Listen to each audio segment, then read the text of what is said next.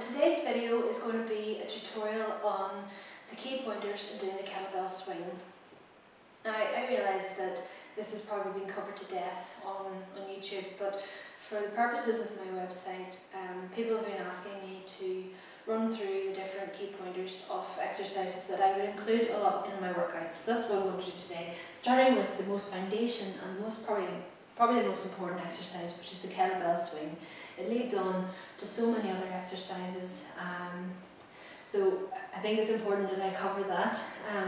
I have previously covered it back in February, but I've realised watching it back that my technique has improved a lot since then, so I'd rather just run through the points again and to change the focus from what I was doing then to the more actually correct technique is what I'm doing now. So I'll just run through a demonstration of the kettlebell swing. This is a two-handed swing, and then I'll just run through then afterwards the key pointers.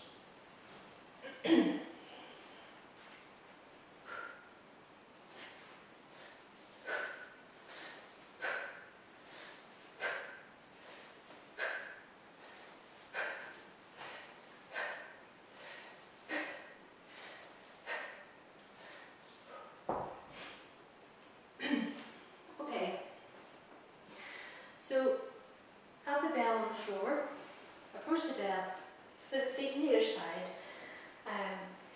feet probably hip width or just slightly more than hip width apart, toes facing slightly outward just for comfort purposes. Deadlift the bell up, and what you want to do is just give it a slight little bump off the front of the legs just to get it going. Just going to put the kettlebell down. Once you pick the kettlebell up, the key points you want to make, once you bump it off the legs, it will come back down and you will be in the sort of catch position. And the focus of the kettlebell swing is on the posterior chain. So whenever you're receiving the kettlebell, you want to feel it in your hamstrings. And whenever you're driving the kettlebell forward, it's the energy recoiled from the hamstrings that allows you to propel forward. And then you allow that snap at the end for the arms to propel upwards is from the glutes and the hip snap. So imagine you've done the bump, come down into the catch position. Now, my back is straight, my head is up, my shoulders are back and down, and I can feel the tension in my hamstrings, not my quads. So you don't want to be in a squat position. It's not an up and down movement, which is what I used to do. It is a front and back movement, allowing the hamstrings to come into play and allowing the glutes to snap the hips forward. You don't want the arms to be involved in lifting the bell up at all. If that is the case, then the likelihood is that the weight is too light. The arms are just there to hold the kettlebell, so they can remain quite relaxed as long as the shoulders are back and down and the back is straight. So you're just really allowing the arms to come up and down, not putting any resistance on them at all, just using the glutes and the hamstrings to catch the weight of the bell on the way down. Another thing is that not to let the bell go too close to the floor as you're swinging down, because what happens then is that the weight will actually round your back and you'll cause some tension there and you'll end up hurting yourself.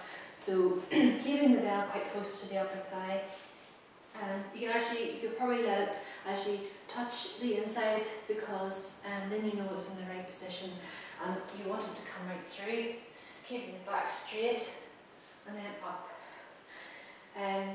My old method of, before I was aware of the muscles in my posterior chain, being able to activate the glutes properly and the hamstrings, it was very much a quad dominant swing that I was doing. It wasn't even technically a swing, it was more like this. So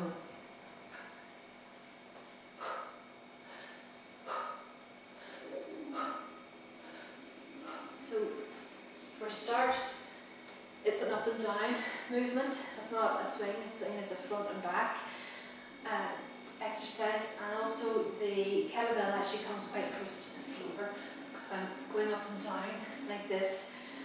I'll demonstrate for you the correct technique again, just to compare.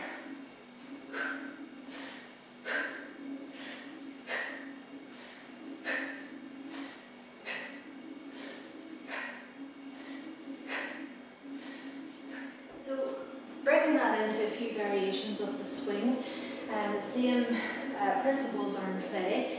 So feeling it in the hamstrings, not the quads, getting the hip sort of snap forward with the glutes. You can do a single arm swing, which is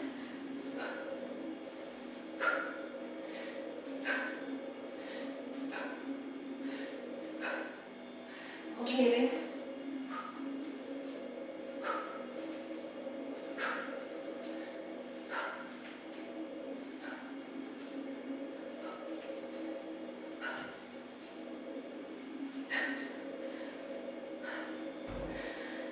And the single arm movements with the swing are good preparation for more advanced exercises such as the clean and then snatch as well. You'll be getting used to unilateral movements there instead of having the support of both hands. The core actually comes in to play more in the single arm movements, and you will feel it. Obviously you're being pulled slightly off balance, so it does require more core and even lower back stability there. But again, the back shouldn't fatigue if you're getting the hips snap forward. And remember that if you're lifting the arm up, if you're lifting the bell with the arms, then it's too light. I'll wait. So there you go. First tutorial. I hope you found it interesting. I hope you found it useful. Obviously, I'm not claiming to be a kettlebell expert, and I never have. So all I can do is highlight to you what I have learned and what I have managed to correct over time.